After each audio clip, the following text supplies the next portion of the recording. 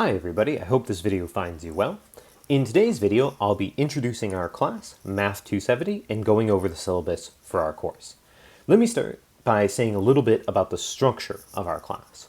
Our class will be taught in what is called an asynchronous manner. This means that there will be no mandatory meeting times during the semester, and all content will be delivered to you via lecture videos on YouTube. We will also be making a lot of use of our Canvas page.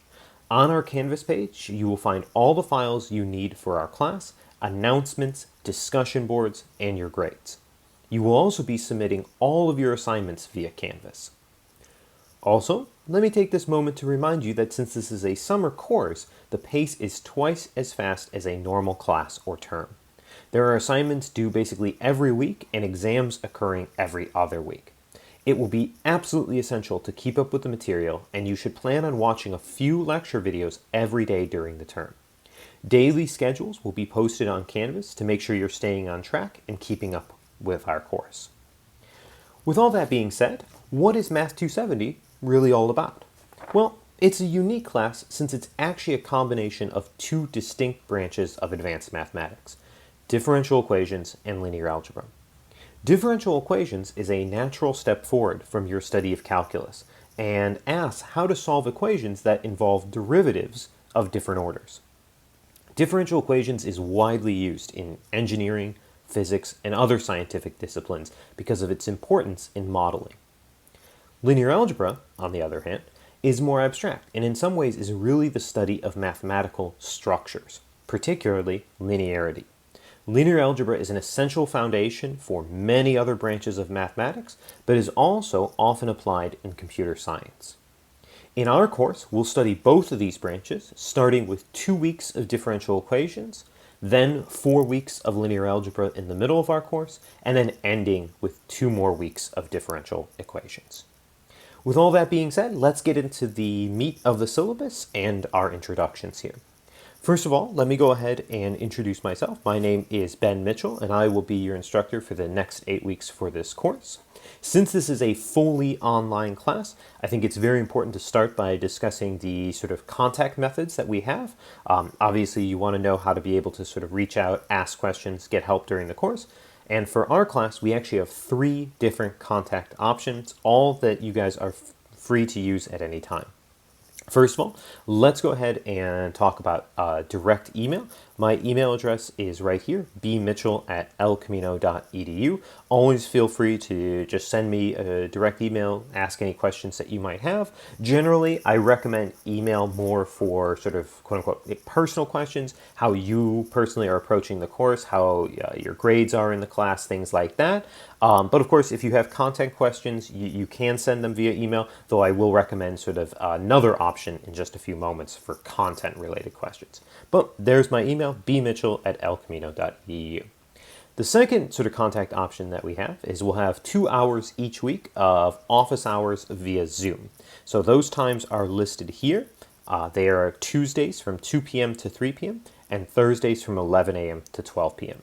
So we'll have those 2 hours every week. Sometimes when we're close to exams, we might have a few additional hours, but you guys can trust that we will always have at least these 2 hours each week. These office hours are via Zoom. On the morning of each meeting, you'll receive a reminder email letting you know that that office hour is coming up and also giving you the link to that Zoom meeting.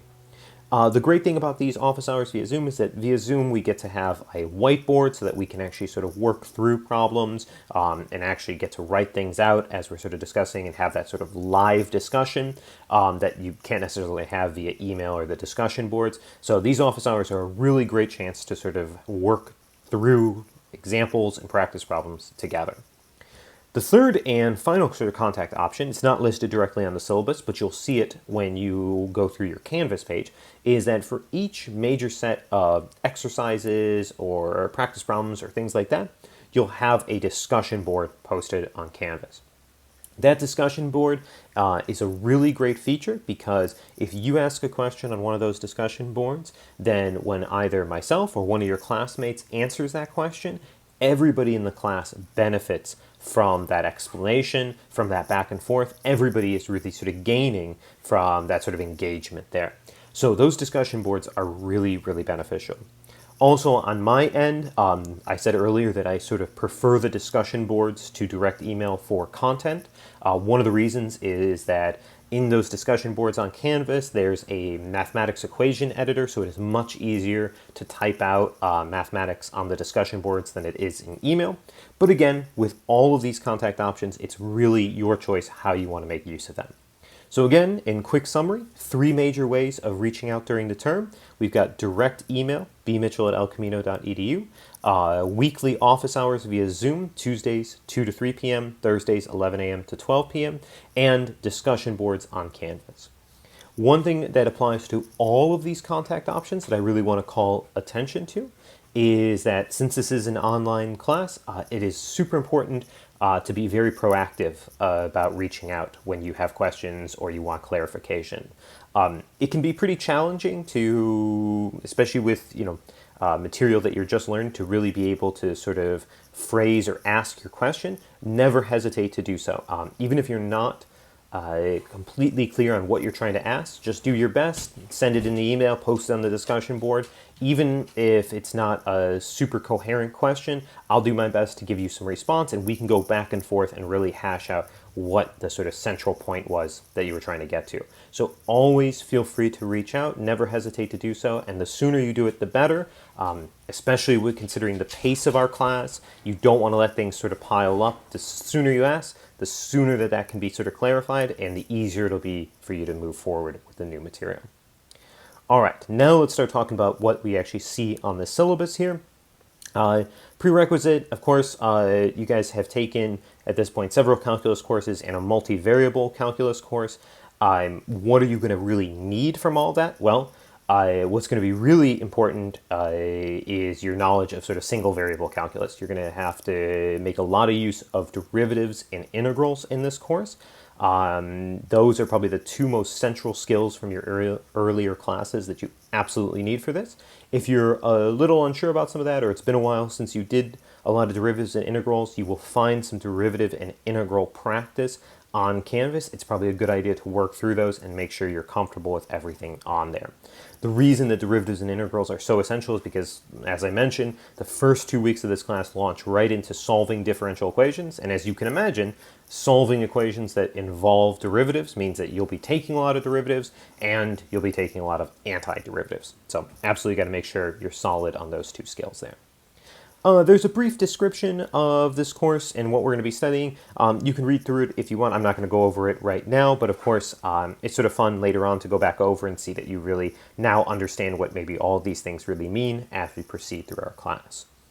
For now, though, let's talk about the required materials for our class. So there is a required textbook for this class. It's Differential Equations and Linear Algebra, the 4th edition by Good and Annan. It does not matter what sort of format the text is in. It can be the hardback. I think there's a loose leaf version. You can probably find PDF or electronic version. It doesn't matter what sort of version it is, but it must be this 4th edition. The reason it's so essential to have this textbook is really sort of twofold.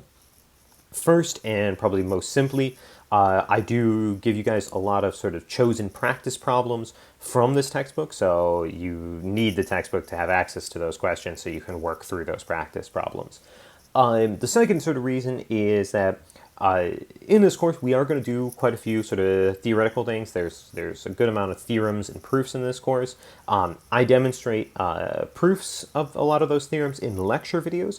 Oftentimes, though, the textbook has a slightly different approach to proving those, and it's a really sort of beneficial thing at this point in your mathematical careers to be able to sort of see several different approaches to sort of different statements, to proving different ideas.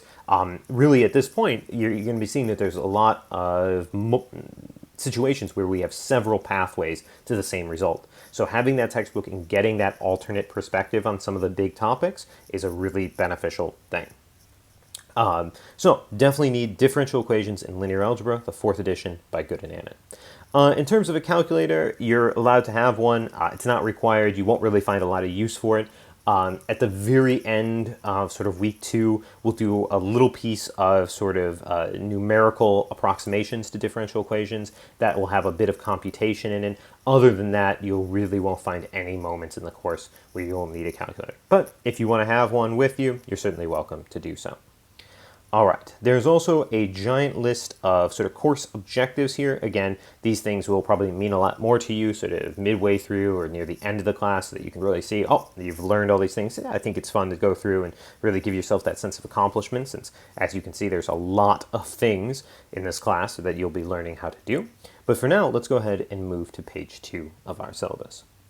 So also similar to those course objectives, there's student learning outcomes. We won't talk about that right now, but let's go ahead and talk about assessments down here, the grading policies. So for our class, the assessments are pretty straightforward. You basically have your grade broken down by weighted percentages in 4 different categories. During the course of the term, we will have 4 take-home quizzes. Those will make up 20% of your grade, 3 midterms that will make up 30% of your grade, 3 what we call take-home exams, 30% of your grade, and a comprehensive or cumulative final at the end of the class that makes up 20% of your grade. In terms of overall grades, our grading scale is very straightforward. 90% and above is an A, 80 to 89 is B, C is 70 to 79, D is 60 to 69, F is all other grades, right? If we were having this discussion in person, this would probably be a moment where somebody might ask about extra credit, so let's talk about that. In terms of extra credit in this class, our extra credit policy is very simple. You will not find any extra credit assignments in our course. So at the end of our class, there won't be any sort of special extra credit assignment.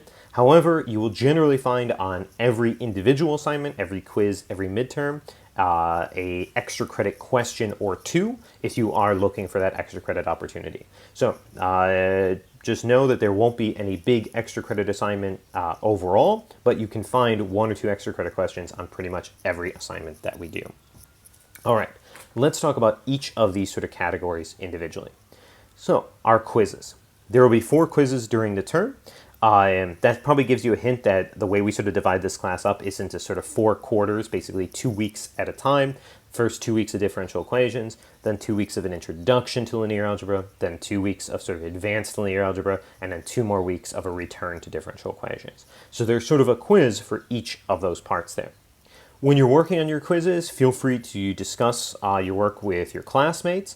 You can ask me questions about it and I'll try to put you on the right track there. However, when it comes to submitting your quiz, each student must submit their own work. So while you're free to discuss it, there'll even be discussion boards for each quiz. You do need to turn in your own work.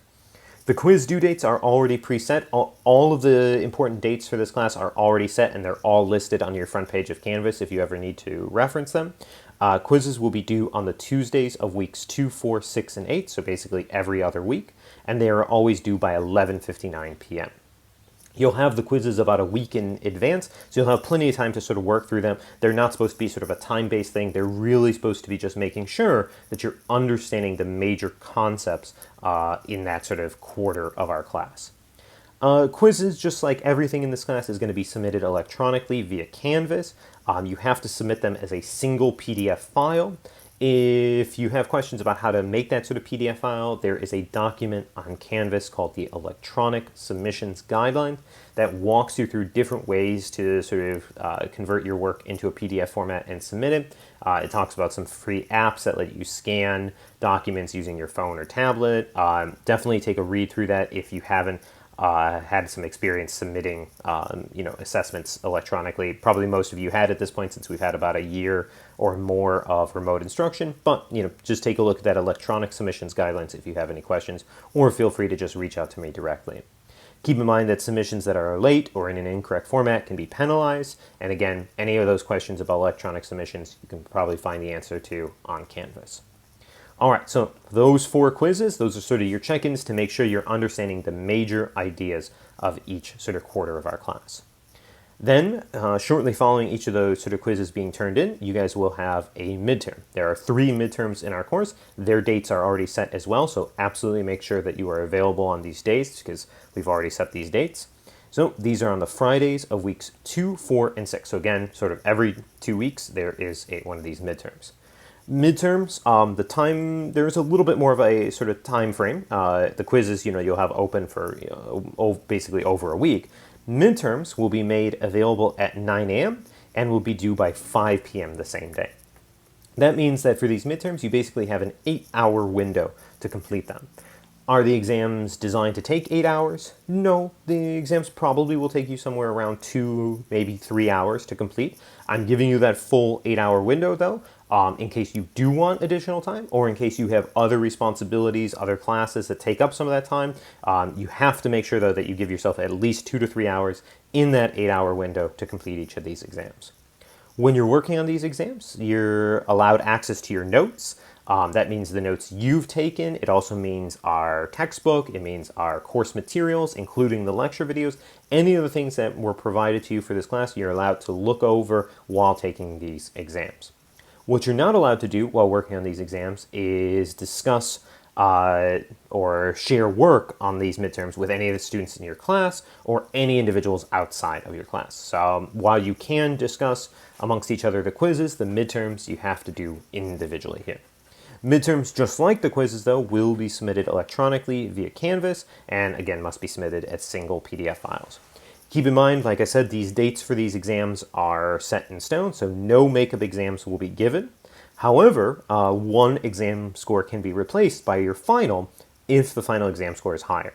That means that if you do, for some emergency reason, have to miss one of these midterms, or simply one of the midterms you take doesn't go as well as you would hope, well, then we can use your final exam score, if it's higher, to replace your single lowest midterm score. So do keep that in mind near the end of the term. Again, as always, submissions that are late or in incorrect format can be penalized. All right, the next category that we have to talk about are the take-home exams. We're using the name take-home exams, even though, because it's an online course, everything you're doing is being taken at home, but it's to distinguish them between the midterms and the take-home exams. The midterms, as we mentioned, they're sort of open at 9 a.m. and due by 5 p.m. So you have a little bit of sort of a time crunch there. It shouldn't be too much of a time crunch, but you do have that window to sort of complete it in. Generally, these midterms focus on sort of the main skills from that section. The take-home exams are sort of a follow-up to each midterm. So for each midterm, there'll be sort of a follow-up take-home exam. The take-home exams are more theoretical in nature, so they'll give you a chance to sort of work sort of with more conceptual ideas, maybe a few more proofs, a little bit more of the sort of advanced analytical thinking in this class. These are sort of due on the Fridays of weeks 3, 5, and 7. You'll have them a week in advance, so you'll have a much wider time range to sort of think about them. They're due by 11:59 p.m. on each of those Fridays. These take-home exams are a little, while they are treated as an exam, they're a little bit more similar to the quizzes in the sense that you are free to discuss them with other students in your class. There'll be a discussion board for each take-home exam, so you can feel free to post questions on there.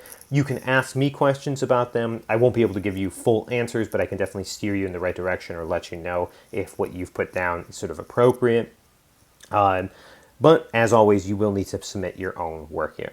They'll be submitted electronically and submitted as single PDF files, just like everything else in our class. Finally, the last thing that we have is our final exam. The final exam for our class is a comprehensive or cumulative exam, which means it covers everything from the very start of our class to the very end of our class.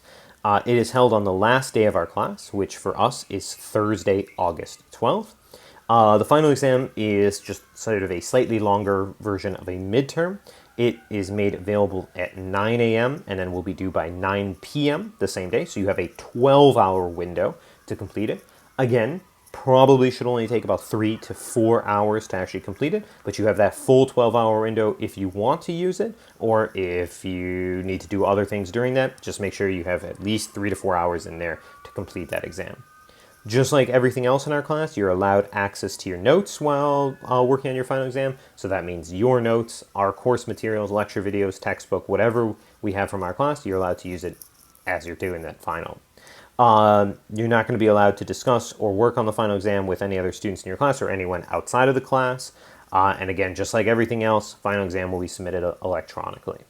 So as a quick summary, again, basically 4 categories for your course: quizzes, midterms, take-home exams, and your final exam. You've got 4 quizzes on the due on the Tuesdays of weeks 2, 4, 6, and 8. You've got 3 midterms on the Fridays of weeks 2, 4, and 6. Take-home exams, 3 of those, due on the Fridays of 3, 5, and 7, so basically a week after each midterm.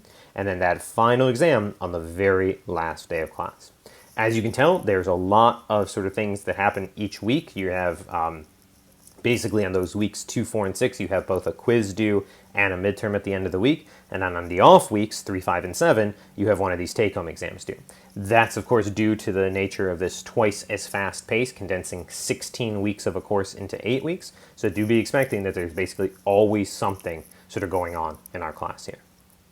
If you have any questions about any of these assessments or what to expect or the submission guidelines, you can always feel free to reach out to me. You can send me an email. There's also a discussion board on Canvas called General Course Questions. You can use that for asking anything about what to expect from these assessments, how to submit them, or anything about the sort of general structure, logistics of our class. For now, though, let's move on to the next page of our syllabus. So at the top here, we have some general requirements and important dates. A lot of the stuff we've already mentioned, but I'll just briefly sort of talk about it. The first point here, of course, is that you want to keep in mind that our course is basically located in 2 locations. There's all the lecture videos that are posted on YouTube. When you go to look at that, you'll notice that what I like to do is I like to put up all of the content necessary for 2 weeks of the course at a time. So when you go to see this syllabus video, you'll see that all the lecture videos necessary for the first 2 weeks, our first 2 weeks of differential equations, will all be posted up there. The reason that I do that is so that while I do provide you with sort of daily schedules of what I would recommend you do each day, I understand that some days you'll be able to do more, some days you might be able to do less, other things might come up, right? By providing you with everything you need for 2 weeks at a time, you sort of have that flexibility to plan out, okay, I know what I need to sort of complete during these 2 weeks. I'll make sure that if something does come up, I can catch back up, I can work a little bit ahead, preemptively, things like that. So just keep in mind, we generally put up everything you need in terms of course materials for 2 weeks at a time. There's also, as I keep saying, other materials. There's suggested exercises, which are sort of a mixture of selected problems from your textbook, as well as ones that I've written. You'll also get, like when we get close to exams, review guides with additional practice. I'll always update you about these materials as they come up, and that's why it's so important to sort of watch those daily sort of announcements via Canvas where I talk about what you should be sort of working on each day, because that'll sort of let you know if new materials have become available. That also goes along, like I said, our course is sort of located in 2 places, YouTube for all the lecture videos, and then all the documents and things that you need for this class are on our Canvas site. So you want to make sure you're looking at both of those, YouTube for all the lecture videos, Canvas for all the documents. Documents meaning suggested exercises, quizzes, review guides, everything like that. Remember also, Canvas will provide you up-to-date information about your grades and also provide you with all these sort of announcements, the daily schedules, etc. This bullet point here just goes back over those 3 main ways to reach out and contact me during the term. Remember those direct email, that's the Zoom office hours each week, and those discussion boards on Canvas. Then we've got some important dates down here. First, the first drop deadline, Monday, June 28th. That is the day if you decide that this sort of summer setup, this twice as fast pace, this fully online sort of teaching, maybe is not the right format for you here. If you drop before Monday, June 28th, full refund, no notation that you were in the class, basically no record that you initially were in the class. The second drop deadline down here, Thursday, July 29th, that comes much later into the term. That is if you're trying to avoid perhaps failing grade or something like that, you can withdraw before that Thursday, July 29th, receive a W on your transcript instead of sort of a potentially failing grade. You'll receive reminders about each of these, again, in those sort of daily schedules, letting you know that these 2 dates are coming up. If you're taking other 8-week summer courses at El Camino, it's the same dates across the board here. And then finally, this guy here, just keeping in mind that because this is a fully online class, you definitely want to pay attention to those announcements, right? and you're responsible for information that does come up during them. There won't be really a lot of potential changes in our class. Like I said, the dates for the quizzes and the exams are all sort of preset, but just in case, other materials could become available, or we have, an extra office hour coming up, make sure you pay attention to those sort of daily schedules, letting you know about anything that's sort of coming up in our class. All right.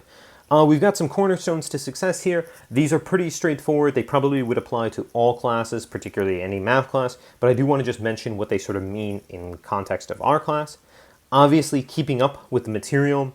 At this point, if you've reached Math 270, you've taken a lot of other math courses in your sort of educational career, so you know that mathematics is one of those subjects that always builds on itself. So it is so important that you don't try to sort of cram all the material in at once, because what you're watching in one video is probably going to lead to what you watch in the next one and the next one. So the better understanding you have of the earlier stuff, the better understanding you'll have of the later stuff. Trying to rush through it might mean that you have sort of a basic understanding of the early stuff, and that's going to make it much harder when you get to the later stuff, right? If you sort of do it piece by piece, really give yourself time to digest the early stuff, that'll make it easier to understand the later material. So making sure you keep up with that material as you go through.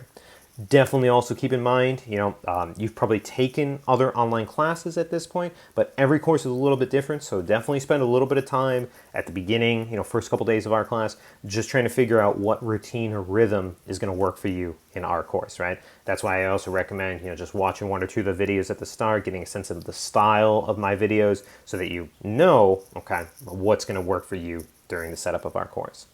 Also keep in mind that, since this is a fully online class, you can go back, you can rewatch videos, you can rewatch particular examples, read back over some of the sections in the textbook, try as many of the associated exercises. Mathematics is such an important thing to sort of try on your own and engage with. It can be a sort of slower method, right, because it takes time to work through things, but it's so beneficial to try stuff on your own and really sort of get your hands dirty with a lot of the sort of stuff that we're doing here. Second thing, of course, is taking good notes. If we were having live in-person lectures, right, taking good notes would be about making sure you get down all the information. That's not such a concern here, since you can always go back over and reference the videos. What's more important here is making notes to yourself about what moments or which videos are particularly important. Which ones do you think had essential theorems or really useful examples that gave like a really good roadmap of how to work through something? You'll want to make note of that so that when you are working on, say, a quiz or an exam or something, when you go back to the video, you don't have to search through the video knowing, oh, I don't know, it's somewhere in this video, but I have to rewatch the whole thing. If you make good notes about when, sort of the timestamps for crucial examples, that'll make it much easier to go back and find exactly what you're looking for. Remember, you have access to your course materials for everything in this course. So the more organized you are, the easier everything is going to be. Studying adequately before exams, I think that's pretty straightforward, but do keep in mind, especially with the sort of condensed structure of our class, there's not a lot of assessments in this class. There's just 4 quizzes, 3 midterms, 3 take-home exams in the final. So doing well on each one is really important because they're each very important. That does mean that, especially for the exams, the midterms and the take-home exams, working through the review guide that I supply that sort of really gears you up for those exams is really important. That's one of those essential things to try as soon as possible so that you can ask questions about it, right? That's really its purpose there, is that, it gives these sort of jumping off points, especially on those discussion boards or during those Zoom office hours, so that we can talk about what you really need to prepare for that exam. And then finally, of course, making use of the resources in our class, those office hours, those discussion boards, learning to go through that textbook, the extra exercises, and of course, actually being able to discuss with each other. I know it's a challenge in an online class to have discussions with one another. Hopefully those discussion boards on Canvas will facilitate that. But of course, if you set up study groups and things like that, I think it's really beneficial. Sometimes math is viewed as sort of, a solitary sort of subject, but that's not really accurate to it, especially as you get to this sort of more conceptual, more theoretical level of mathematics. It's super useful to have other people to bounce your ideas off of and really be able to sort of talk out the sort of theoretical aspect, right? Because when you start to sort of speak it, you can really understand what parts you truly get and what parts you're a little confused on, especially when you're trying to explain it to someone else. So definitely make use of those resources, come to those office hours, talk with each other. Very beneficial for doing as well as possible in this course. All right, let's go to the next page of our syllabus, which I believe is the last one. Yep, just two quick sort of points here. Academic honesty. There's not a lot of concern in this class in terms of using materials, since you guys are allowed access to your notes and the lecture videos and everything while working on the exams. What's really important, of course, is that the work that you submit in this class is your own, right? And so no contacting outside individuals during exams or anything like that. So keep in mind that if there is evidence of that, you can receive disciplinary action through the math division office. You can also get a failing grade on the assessment or the exam. But really, probably the biggest thing is if there's evidence of academic dishonesty, the biggest cheating is happening to yourself, right? All of you guys are STEM students at this point, all headed down probably very different paths. Some of you headed computer science, engineering, different branches, physics, chemistry, etc. Perhaps headed down into a mathematics path.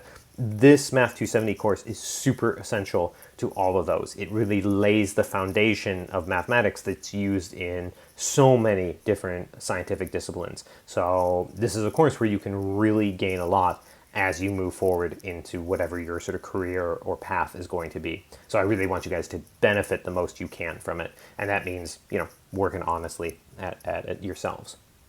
That also goes hand in hand with this, the ADA statement. Part of the El Camino mission statement, part of my mission statement is, as I mentioned, you guys getting the most you possibly can from this. Math 270 is one of my favorite courses. To me, it's really the finale of everything that you've sort of studied in your mathematics courses before. And while it's a finale of math courses at El Camino, it's really an introduction to advanced sort of scientific study in many other fields. So it's something where I think all of you, no matter what you're going down, can really gain from. And I want to make sure that you gain as much as possible. So if you need any accommodations or you have feedback as we're going through the term about things you'd like to see that would help you, please let me know. I will do my best to sort of accommodate you in those ways so that, again, everybody can sort of gain the most from what I think is one of the best classes, best sort of topics that we offer here at El Camino. With all that being said, that sort of brings us to the close of our introduction. I'm very excited to be working with all of you for the next 8 weeks. I think it's going to be a really sort of exciting, interesting term, and can't wait to get started.